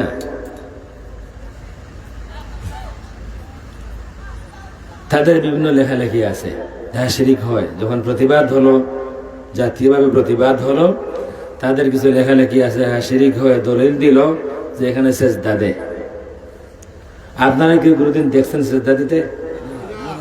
কেউ দেখেন নাই? আচ্ছা, আমরা মেনে নিলাম যে তারা কোনোদিন কেউ দেখছে সেজদা দিতে, আমরা এটা মেনে নিলাম। এর মধ্যে আমরা কোনো সন্দেহ করব না যে শাহজালালের মাজারে সেজদা দেওয়া হয়, আমরা এই কথাটা মেনে নিলাম। সেজদা দিলেই কি শিরক হয়? এই প্রশ্নটা ক্লিয়ার করে, নতুবা আমরা অনেক মানুষ কনফিউজড যে সেজদা তো দেয়, শাহজালালের মাজারে না দিলে মাইজ ভান্ডারে দেয়। এটা তো আমার দেখা। মাইজ ভান্ডারে আমি গেছি, আমি আসতেছি ফটিকছড়ি থেকে, তো যারা গাড়িতে ছিলেন তারা বলতেছেন মাইজ ভান্ডার কোথায়? এই রাস্তাতে, যে রাস্তা দিয়ে আসতেছে এই রাস্তাতে যাই জিয়ারত করে আসে। মরহুম পীর সাহেব যিনি, তিনি তো আর দোষী না কোনো কারণে, আমি ওনাকে দেখিও নেই, জিয়ারতটা করে আসি। মাগরিবের নামাজ শেষ হয়েছে, ওই সময় আমরা বসলাম, আমরা নামাজ পড়তেছি, মাজারের এক পাশে মিলাদ শরীফ শুরু হলো। আমার সাথে আমার ড্রাইভার শাকিল, সাক্ষী বললাম আপনাদেরকে, শাকিল সে ছিল, আর আমার মাদ্রাসার প্রিন্সিপাল মৌলানা মুজাক্কির হোসেন, আরো কেউ হয়তো ছিল। তা আমরা নামাজ পড়ে মিলাদ শরীফ শুরু হলো, খুবই সুন্দর মিলাদ শরীফ। শুধু তফাৎ হলো শেষ দিকে তারা কিছু তাদের পীর যারা আছে এদেরকে সালাম দিল। নতুন বেদাতে মিলাদ শরীফ শুরু হয়েছে, মিলাদ শরীফে পীরকে সালাম দেয়, মুর্দা পীরকেও সালাম দেয়, জিন্দা পীরকেও সালাম দেয়, পীরের বউকেও সালাম দেয়। মিলাদ শরীফে মুর্দা পীরকে সালাম দেয়, আলা হজরত পে লাখো সালাম। আবার জিন্দা পীরকেও সালাম দে, সাহেব কিবলা সিরাজনগরী পে লাখো সালাম। আবার পীরের বউকেও সালাম দে, রাজারবাগীর বউ পে লাখো সালাম। আরো কি সালাম বলে জানি না। তো তারা এটা বাস্তব, বাংলাদেশে বাস্তব, এটা বাস্তব। মিলাদ শরীফে আমরা ছোটবেলা থেকে মিলাদ শরীফ পড়ি, সারা বিশ্বে মিলাদ শরীফ আছে। কোথাও মিলাদ শরীফে কোন পীরকে সালাম দেওয়া হয় না, মিলাদ শরীফে শুধু রসুলকে সালাম দেওয়া হয়। আর বাংলাদেশের বেদাতি ভণ্ড যারা, তারা মিলাদ শরীফ রসুলের এই মাহফিলকে কলুষিত করেছে। তারা মিলাদ শরীফের মাহফিলে তাদের পীরকে সালাম দেয়, তাদের হযরতকে সালাম দেয়, দিতে দিতে পীরের বউকেও সালাম দেয়। আবার পীরের বউর লকব দিছে উম্মুল উমাম। উম্মুল উমাম, উমাম উম্মাতুনের জমা হচ্ছে উমাম। উম্মাতুন মানে মানুষ একটা উম্মত, জিন একটা উম্মত, গরু একটা উম্মত, ছাগল একটা উম্মত, ওলা এক একটা প্রাণী এক একটা উম্মত। এই বিচারি সব কিছুর মা, মানুষেরও মা, জিনেরও মা, গরু ছাগলেরও মা। বুঝলাম না? উম্মুল উমাম কেমন হয়? যাই হোক, মাইজ ভান্ডারে মিলাদ শরীফ হলো, তারপরে মনোমুগ্ধকর দোয়াও হলো। দোয়ার পর যেমনি দোয়া শেষ, সাথে সাথে ঠিক আমার পিছনে বাইরে পুরা প্রফেশনাল ব্যান্ড পার্টি, যারা গেছেন জানেন, প্রফেশনাল ব্যান্ড পার্টি এমনি মারে। আর আমি প্রথম ভাবছি যুদ্ধ শুরু হয়েছে, কারণ আমার এই অভিজ্ঞতা ইতিপূর্বে হয় নাই যে মাজারেও এইভাবে প্রফেশনাল। এটা তো তখন প্রেসিডেন্ট কেউ আসে, কোনো কোনো দেশের প্রেসিডেন্ট যখন আসে জাতিসংঘে যায় বা বিভিন্ন দেশে, তখন প্রেসিডেন্টের কনভয় যেটা হয় তার পিছনে এগুলো হয়। আমি খুব ভয় পাইছি, কি ব্যাপার। পরে ছায়া দেখি পিছনে পুরুষ মহিলা সকলেই আছে, এবং শুধু তারা নাচে না, ফিরও নাচে, মুরিদও নাচে। 2 মিনিটের মতো দেখলাম, তারপরে ভাবলাম যে বাধ্য হয়ে গেলাম, আমি আমার জিয়ারত করি। এখন আমি সামনে ফিরে তাকাইছি, সামনে ঠিক আমার সামনে 2 জন সেজদা দিতেছে। ওয়াল্লাহিল আযীম, ঠিক আমার সামনে 2 জন মানুষ সেজদা দিতেছে। চিন্তা করলাম এরা উঠেও না, না হয় নামাজের সেজদায় গেলে 3 বারের জায়গায় 5 বার সুবহানাল্লাহ বললে মানুষ পিছন থেকে বলে। এখন এইখানে যেত লম্বা সেজদা দিয়ে কি বলতে হয় আমি জানি না। কিছু সময় দাঁড়ায় চিন্তা করলাম যে এখানে দাঁড়ানোটা সেফ হবে না, কারণ তারা এর আগে আমি বসছিলাম 4 জন হয়ে, আমাকে এইসব মানে শাসন করছে যে এইভাবে বসে না, এইভাবে বসো। তা আমি ঠিক হয়ে বসছি, যে আমি যে অবাক হয়ে দেখতেছি না জানি কোন বেয়াদবি হয়। নিয়ত গেলাম যা হয় হবে, চিন্তা মতো সবাই জিয়ারত করে নিব। আমি দাঁড়াইয়া সামনে 2টা আছে সেজদাতে, এর সামনে পীরের মাজার আছে, জিয়ারত করে চলে আসলাম। তাহলে সেজদা তো হয়, সেজদা শাহজালাল মাজারে আপনি দেখেননি, আমি দেখিনি, কিন্তু এমন মাজার আছে যেই মাজারে সেজদা হয়, এমন মাজার আছে যেই মাজারে তাওয়াফ হয়। মৌলানা আকবর আলী রেজবির মাজারে দস্তের মতো তাওয়াফ হয়, গান বাজনা সহকারে। আপনাদের আমাদের বিয়া শাদী যাই যে কিনা জানি না, আপনার বিয়াত আমি আসলাম না, আসলাম অন্তত আমার বিয়াত আমি আসলাম, এখানে আমি শিওর আমার বিয়াত গান বাজনা হয়েছে না। এবারে ফতোয়া হয়েছে যার বিয়াত গান বাজনা হয়েছে না, এর বিয়া হয়েছে না। এখন তো আসলে একটা সুযোগ, বেটার ফতোয়াও দিয়া বিবিধ হইতে আমার মধ্যে বেটা আমরা বিয়ে হয়েছে না, আর করা লাগবো, মানে ইলা পড়বো আসন গান বাজনা হইছে না বিয়া, তার লাগে বিয়া হারাম। আওলাদ জারোর সন্তান, তার বেটার বাপর বিয়া তো নিশ্চয় গান বাজনা হইছে না, তাইলে পয়লা জারোর বেটা নিজে হইব। তার মাজারও দোস্তের মতো তাওয়াফ হয়, আর ফতোয়া মারে কিতা মাইকে ওয়াজ করে, কোরআন শরীফ আয়াত পড়িয়া। রেজবি সাহেব আইসন না আমরা এলাকায়, তো মাইকে ওয়াজ করছেন না নি, কিন্তু হেসে দিকে ফতোয়া দিলা, মাইকে আজান দিলে, মাইকে নামাজ পড়াইলে আপনি কাফির। আর বেটা আছেন আমিরুল ইসলাম জালালি, কুমিল্লার সাইডের বেচায় কইছেন মাইকেও যদি আজান দেন নামাজ পড়াইন তাহলে শিরকে আকবর হইব। এমন ফতোয়া হল, আল্লাহ রসুলে কইছিল যে আখেরি জামানাত কিছু মানুষ আইবা এমন বয়ান দিব, মা লাম তাসমাউ আনতুম ওয়ালা আবাউকুম, কিছু দাজ্জাল কাযযাবুর আত্মপ্রকাশ হইব, যারা এমন বয়ান দিব যে বয়ান না তোমরা শুনছো না তোমরা বাপ দাদাই শুনছন। এমন ফতোয়া দিল যে ফতোয়া 1400 বছরে কেউ দিছে না। গান বাজনা না হইলে যদি বিয়া হালাল না হয়, রসুলের তো বিয়া শাদী করছেন না নি, দেখো দলিল তো রসুলের বিয়াত গান বাজনা নাচানাচি হয়েছে। তো এখন প্রশ্ন হইল যে হ্যাঁ আমরার মাজারও শাহজালাল রহমতুল্লাহ আলাইহির মাজারও সেজদা দিতে আমরা দেখছি না, কিন্তু আমরা দেখছি অন্য জায়গায় সেজদা দেওয়াও হয়, সুতরাং শিরিক হইতো নাইনি, এটা জানা দরকার। কারণ তারা এখন আমরা দুঃখা দিলেই আপনি দিলেই তারে ফতোয়া, যে কারণে তারা আমি মুশরিক কইয়ার, যে কারণে আমি কইয়ার যে শাহজালালের মাজার শিরক আড্ডাখানা নাই, তারার মরকজ, তারার উপাসনালয়, সংখ্যালঘু হলোর উপাসনালয় দেখে না নি, তারার উপাসনালয় হল অত হইল শিরকের আড্ডাখানা। দলিল আমি এখন দিয়া আর একটা দিব, দলিল আগে একটা দিয়েছি। একজন আপনি দেখলা সজদা দিকে দিলেই আপনি হে শিরিক করছে, মুশরিক। যদি হে মুশরিক না হয় কিতা হইব? মনোহরকে আমি ফতোয়া দিলাম, আমি আপনারে দেখছি আপনি সজদা দিলে, একটা মানুষের আবার কিবা মাথা নত হইলেও শিরিক হয়ে যায়। হ্যাঁ রাইতে আনতে হইলে কত মানুষের মাথা নত হয়, তা নয় না, কিন্তু বহুত হয় মাথা নত হইলে হি আর গুরুবার হয়েছে, মাথা নত হইলেও শিরিক হয়ে যায়। আর মাথা নত না করে বাঁচবার কোনো পথ আছে? আদম সন্তান বার্তা নাই যদি মাথা নত না হর, মাথা নত করতে হইলে, আদম সন্তান বাড়তে হইলে মাথা নত করা লাগে। যাই হোক, শিরিক একজনের সজদা দিতে আপনি দেখলাম, আমি দেখলাম সজদা দিছেন, দিলাম ফতোয়া তাই শিরিক করছেন। যদি হেন শিরিক না করেন তাইলে সে মুশরিক হইবা, যে ফতোয়া দিছেন তাই মুশরিক হইবা। ই ফতোয়া খার রসুলের ফতোয়া, রসুলে কইছেন সেও যদি কেউরে কাফির হয় আর হেন কাফির না হইন তাইলে যেন ফতোয়া দিছেন এইন কাফির হইবা। এর লাগে আমরা আগে কইছি যারা সৈয়দ আহমদ শহীদ রাহিমাহুল্লাহ ইমামুল হিন্দ সৈয়দ আহমদ শহীদ রাহিমাহুল্লাহ যারা কাফির ফতোয়া দিছে তারাও আমরা কাফির বিশ্বাস করি। কেন এইগুলো কুফরি করছেন না আমরা জানার মতো। রসুলের ফতোয়া হইল কেউরে কেউ কাফির ফতোয়া দিলে, বুখারীর হাদিস, যদি এইন কাফির না হইন তাইলে যেন ফতোয়া দিবা এইন কাফির হইবা। এখন কেউ দেখলাম মাজারও কেউ সেজদা দেন, দিদিলা ফতোয়া এইন মুশরিক। সেজদা কত প্রকার আমরা কিতাব বাদ দৌকা, ইবনু তাইমিয়া সাহেবের কিতাব মজমুউল ফাতাওয়া। সেজদা দুই প্রকার, এক সেজদা হইল সেজদাতুত তাহিয়াতি ওয়াত তাযীম, সম্মানার্থে কেউরে সেজদা করা।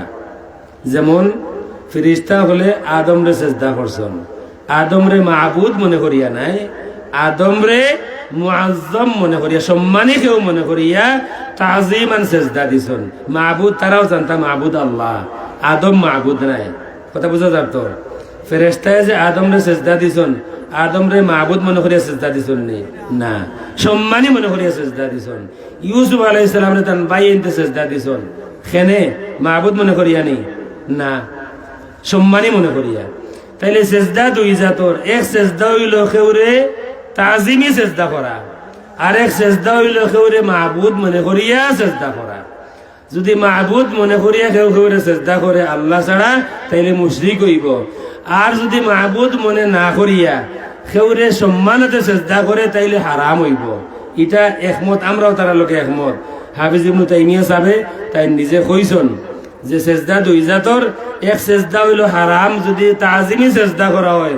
শরীয়তে মুহাম্মদীত কিতাবের আরেক পার্টি আছেন, এক পার্টি আছেন খালকে অঞ্চি মৌলানা আহমদ রাজা খান সাহেবের অনুসারী একজন আছেন, মৌলানা ওলিউল্লাহ কাদেরি ইন্ডিয়াত আছেন। এন কইছেন যে তাই তাজিমি সেজদা মানেন না, ইটা হইলা ইবলিসের দলের। সম্পর্কে কইল কিতা আল্লাহর রসুলে তাজিমি সেজদা নিষেধ করছেন, রসুলে সহিহ হাদিস তাজিমি সেজদা রসুলে নিষেধ করছেন। তো সেজদা দুই জাতর, হয় তাজিম করে সেজদা আর না হয় মাহবুদ মনে করে সেজদা। আমি দেখলাম কেউ সেজদা দেন, আমি জানিনি হে কিতা মনে করে সেজদা করে, আমি জানি না।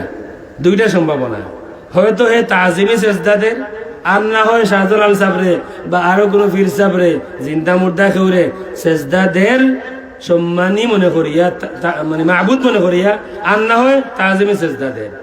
এখন যদি হে তাজিমি সেজদা দে আর আমি তারে মুশরিক ফতোয়া দেই, তাহলে মুশরিক কে হইব? মুশরিক কে হইব? যে ফতোয়া দিবে তাই হইব। তারা যদি দেখিয়াও থাকে কেউ সেজদা দেয় শাহজালাল সাহেবের মাজারও, যত সময় পর্যন্ত যে সেজদা দিছে তার ক্লিয়ার বক্তব্য পাওয়া যাইতো নাই, যে আমি শাহজালাল সাহেবরে মাহবুদ মনে করিয়া আল্লাহ মনে করিয়া চেষ্টা দিছি, অত সময় পর্যন্ত যে তারে মুশরিক ফতোয়া দিব হে মুশরিক হইব। এর লাগি শাহজালাল রহমতুল্লাহ আলাইহির মাজারি দুই দলিলে শাহজালাল রহমতুল্লাহ আলাইহির মাজার শিরকের আড্ডাখানা নাই, তার মখরজ হল না মরকজ হল ওটা হইল শিরকের আড্ডাখানা রাসূলের হাদিস মতো। আলাম নাশরাহ লাকা সাদরাক, হাবিব আমার আমি কি আপনার সিনা মুবারককে প্রশস্ত করে দেইনি? আল্লাহ রাব্বুল আলামিন তার নিয়ামতের বর্ণনা দেন, আল্লাহর হাবিব সাল্লাল্লাহু আলাইহি ওয়া আলিহি ওয়াসাল্লামের রহমতের বর্ণনা দেন। হাবিব আমার মানুষ আপনার সাথে এত অন্যায় আচরণ করলো, এত কষ্ট দিল আপনাকে, এত আইব করলো, এত বদনাম করলো আপনার বিরুদ্ধে, নানান লকব দিল, কিন্তু আপনি কোনোদিন তাদেরকে বদদুয়া করেননি, আপনি কোনোদিন তাদেরকে লানত দেননি। হাবিব আমার যখন আপনার কোন সাহাবী বলেছিলেন হে আল্লাহর রাসূল অমুক অমুক বড় কষ্ট দিল আপনাকে, আপনি লানত দিন, আপনি তখন বলেছিলেন সাহাবীরা আমার লাম উবআস লাআনান, আমি লানত দিবার জন্য দুনিয়াতে আসিনি, বুইস্তু রাহমাতান, আমাকে আল্লাহ রাব্বুল আলামিন দোস্ত দুশমন আপন পর সকলের জন্য রহমত বানিয়ে পাঠিয়েছেন। হাবিব আমার আপনার যে বিশালত্ব, আপনি যে মানুষের কষ্টকে মনে রাখেন না, যে অন্যায় করেছে তার সাথে সুন্দর ব্যবহার করতে পারেন, আমি আল্লাহ রাব্বুল আলামিন আপনার দিলের এই বিশালত্বের তারিফ করি আমার কোরআন শরীফে। আলাম নাশরাহ লাকা সাদরাক, আপনাকে আপনার বক্ষকে আপনার সিনা মুবারককে আমি আল্লাহ রাব্বুল আলামিন বিশাল করে দিয়েছি, প্রশস্ত করেছি। একটি হাদিস বলে শেষ করি এই কথা বোঝানোর জন্য, শুরু করেছিলাম আর শেষ হয়নি। এক ইহুদি তার কিতাব পড়ে পড়ে রসুলের সাথে কাছে আসে, দূর থেকে দেখে মিলায়, মিলতে মিলতে সব মিলে গেল, কিতাবে যা আছে রসুলের মধ্যে তা আছে, একটা বিষয় মিলতেছে না, যে ওনার সাথে দুর্ব্যবহার করলে ওনার ব্যবহার আরো সুন্দর হবে, এটা আর মিলে না। মানে আসলে কেউ কোনো সাহাবী তো রসুলের সাথে দুর্ব্যবহার করেন না, আমাদের দেশের মূল্যায়ন হইলে তার বেটারে দেখাই দিলা অনেকটা। যখন মানে আমাদের দেশে আছে না, বলতেছে যে রসুল তার বাপের চিন্তায় পেরেশান থাকবেন হাসরের ময়দানে, বয়ান আছে না নাই? রসুল তার বাপের চিন্তায় পেরেশান, ফেল ফেল করে তাকিয়ে থাকবেন, গুনাহ বেশি হয় না নাকি বেশি হয়? লানাতুল্লাহি আলা যালিমিন, যেই রসুলের জীবনে কোনো গুনাহ নাই সেই রসুলকে আমার দেশের মানুষের বানানো পয়সার মসজিদের মিম্বরে বসে এই মোল্লারা ইজিদিয়তের প্রচার করে, আর যার সৃষ্টির মধ্যে কোনো আইব নাই, তার মধ্যে দোষ আছে, তিনি পাপ করেছেন, পাপী অবস্থায় দুনিয়া থেকে বিদায় নিয়েছেন, এই শিক্ষা দেয় মানুষকে। তো ওই লোকটা বারবার আসে, কিন্তু এই সুযোগ হচ্ছে না, কেউ রসুলের সাথে দুর্ব্যবহার করেন না। দুর্ব্যবহার দূরের কথা, রসুলের সামনে গেলে কারো মাথা উপরে ওঠে না, চোখ নিচের দিকে। মাওলা আলী বলতেছেন যে আল্লাহ রসুলের সামনে যাওয়ার পরে যে মাথা নত হয় আর তুলতে পারে না, প্রশ্ন করা যায় না। একদিন সে নিজেই অ্যাটেম্প নিল যে তাইলে আমাকেই দুর্ব্যবহার করতে হবে, দেখি কি হয়। সুযোগও আসলো। এক সাহাবী 3 দিন থেকে আসেন, ইয়া রাসূলুল্লাহ, ঘরে বাচ্চারা আছে, কোনো খাবার দাবার নাই, আমার বিবি আপনার কাছে পাঠিয়েছেন, যদি কিছু পাওয়া যায়। রসুল বলতেছেন সাহাবীরে আমার ঘরেও তো কিছু নাই, আমার বাচ্চারাও খাওয়ার মতো করে কিছু নাই।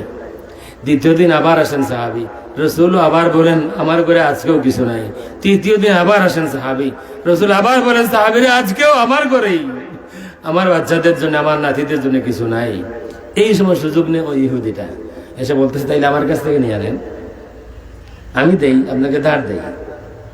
রসুল খুশি হলেন, ধার নিলেন, সাহাবীকে দিয়া দিলেন, টাইম ঠিক করা হলো, এতদিন পরে তুমি আসবা, ফেরত দেব। এখনো 2 বা 3 দিন বাকি আছে। রসুল জানাজার নামাজে গেছেন, ওই লোকটা এসে আল্লাহ রসুলের জুব্বায় টান দিয়া বলতেছে আমি এটা আগেই জানতাম, তোমরা হাশেমিরা কারোর সাথে লেনদেন করলে কোনো ঠিক ঠিকানা তোমাদের নাই, সময় মতো এগুলো আদায় করো না, এটা আমি আগেই জানতাম, কোন সময় দিবা তুমি। ওমর রাদিয়াল্লাহু তাআলা বলতেছেন ইয়া আদু আল্লাহ, হে আল্লাহ দুশমন থামো। আল্লাহ রসুল ওমরকে বলতেছেন ওমর আমি এটা আশা করিনি, আমি তোমার থেকে এই আশা করিনি, আমি আশা করেছিলাম তুমি আমাকে বলবে ইয়া রাসূলুল্লাহ কারোর সাথে লেনদেন হলে সময় মতো দিয়া দেন, আর তাকে বলবে, হে আল্লাহর বান্দা, যদি কারোর সাথে লেনদেন হয় তাইলে সময় মতো জায়গা মতো আসবা, জানাজার নামাজ পড়া হবে, এখানে তার চাইবার জায়গা নয়। আল্লাহ রসুল উমরকে কাছে রাখেন, কানে কানে কিছু বলে দেন। উমর বলতেছেন, আসো তুমি আমার সাথে আসো। ঘরে নিয়ে গেলেন, তার পাওনা দিয়ে দিলেন, 20 বেশি দিলেন। ইহুদি বলতেছে, এই 20 কিসের? বলতেছেন, এটা আমার কফারা। কেন কফারা? তোমার বলতেছেন, রসুল বলে দিয়েছেন আমাকে কানে কানে, আমি যে তোমাকে দমক দিয়েছিলাম, তোমার হাত তো কিছুটা কাঁপছে। উমরের দমক, বুঝেন না, যে তোমার কিছু ভয় লাগছে, এই কারণে রসুল আমার কাফারা দিতে বলেছেন, আমার দমক দেওয়া ঠিক হয়নি, এই কারণে দমকের কাফারা 20 কেজি বেশি খেজুর তোমাকে দিতে বলেছেন। লোকটা চোখের পারে ছেড়ে দেয়। ওমর আসলে খেজুরের জন্য আসেনি। বহুদিন হয়ে গেল ওমর, আমার এই জিনিস দেখা হয়নি। এই রসুল সেই রসুল যার সাথে যার ব্যবহার এমনিতেই সুন্দর, কেউ যদি দুর্ব্যবহার করে তার ব্যবহার আরো সুন্দর হয়। ওমর আমাকে নিয়ে আসলে মুসলমান হতে চাই। আলম নাশরাহ লাকা সাদরাক। আল্লাহ রাব্বুল আলামিন কবুল করুন।